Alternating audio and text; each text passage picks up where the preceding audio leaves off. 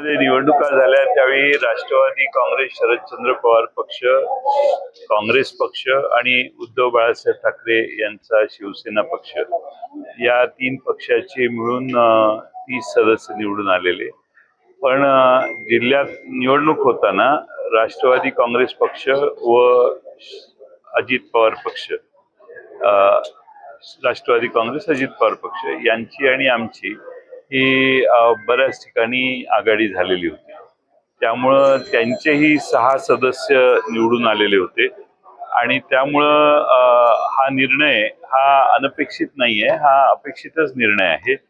मी या निमित्ताने या जिल्ह्यात आमचे खासदार विशाल पाटील, माजी मंत्री माननीय विश्वजित कदम साहेब, त्याचबरोबर आमचे तासगावचे नेते सुरेश पाटील, त्याचबरोबर माननीय राष्ट्रवादी अजित पवार पक्षाचे नेते माननीय शिवाजीराव नाईक साहेब, अजितराव घोरपडे साहेब, विलासराव जगतापजी, त्याचबरोबर विक्रम सावंत आणि राजेंद्र देशमुख या सगळ्यांनी आम्हाला, आणि मानसिंगराव नाईक आणि मनोज शिंदे या सगळ्यांनी मिळून या निवडणुकीत आम्हाला जे सहकार्य केलं त्यामुळं हा आमचा यशस्वी झालं.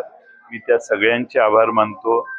खास करून मी रोहित पाटील आमचे आमदार हे आज आले नाहीत, पण त्यांनी सर्व अधिकार आमचे माननीय सुरेश पाटील भाऊ यांना दिलेले होते. त्यामुळं आम्ही एकसंघपणाने ही निवडणूक लढवली आणि यशस्वी झालो. पालकमंत्री चंद्रकांत पाटील वेळोवेळी सांगत होते की त्यांची सदस्य संख्या नाही आहे, त्यामुळे त्यांचा अध्यक्ष होऊ शकत नाहीये असं तरी म्हणायचे. कोणाचा अध्यक्ष? पालकमंत्री तुमचा महाविकास आघाडीची, त्यांची संख्याबळ पण नाही आणि काय नाही आणि तरी तेच म्हणायचे. चंद्रकांत माझं त्यांच्यावर प्रेम आहे असं गृहीत धरा. ते बोलतील त्याला मी काय भाष्य करणार नाही.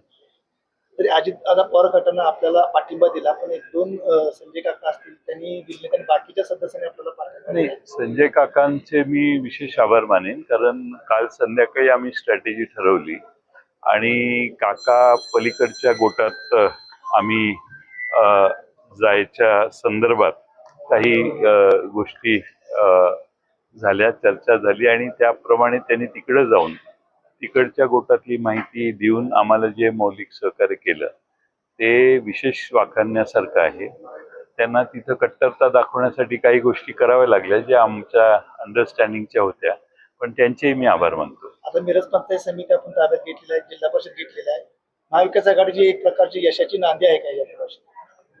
असं आहे की महाविकास आघाडीत अजित पवार यांची राष्ट्रवादी काँग्रेस पक्ष पण आहे आणि आज नाही आहे, अनेक वर्ष आम्ही सगळे एकत्रित काम करणारे कार्यकर्ते, इथं बसलेले कोणीही वेगळ्या विचाराचे नाहीत. अजित घोरपडे सरकार तिथं आहेत, सुरेश पाटील आहेत, आबांचं या ठिकाणी विशेष मी उल्लेख करेन की आबा असल्यापासून आमचं या जिल्ह्यात आम्ही इथं बसलेले सगळे, कदाचित कोणी इकडे तिकडे असेल पण इथं बसलेले सगळे यांचं या जिल्ह्यावर कायमचं प्रभुत्व होतं आहे. मला आनंद आहे की आबांच्या पश्चात पुन्हा एकदा या जिल्ह्यावर आमचं सगळ्यांचं मिळून प्रभुत्व आहे.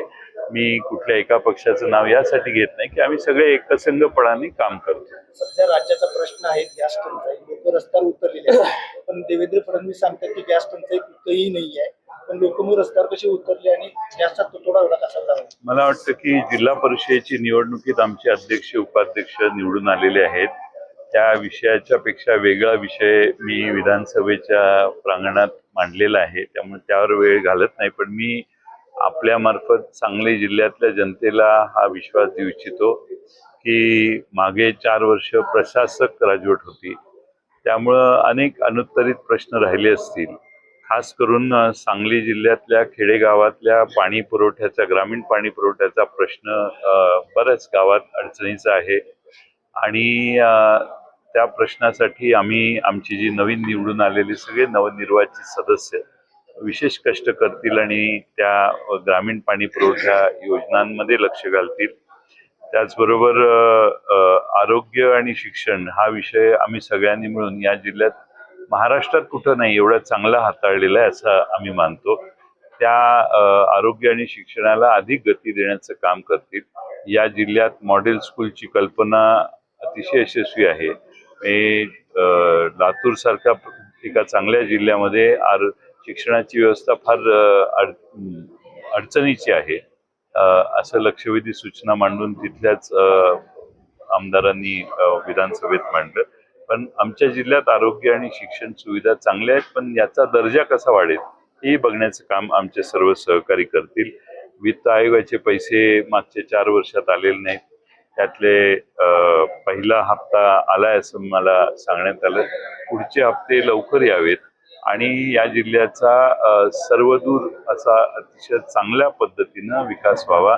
प्रत्येक गावाला न्याय देण्यात यावा आणि गट तट पक्षविरोधी अशा भूमिका न करता पुन्हा एकदा स्वर्गीय वसंतराव दादा असतील, राजाराम बापू असतील किंवा आराराबा असतील, या सगळ्या जुन्या नेत्यांच्या काळात जे वातावरण या जिल्ह्यात चांगलं सौदार्याचं होतं, एकमेकावरच्या विश्वासाचं आणि प्रेमाचं होतं, तेच वातावरण या जिल्ह्यात निर्माण करण्याचा प्रयत्न आमचे सगळे सहकारी करतील. जलजीवन मिशनच्या कामामध्ये सुद्धा प्रचंड भ्रष्टाचार झाला असा आरोप होते.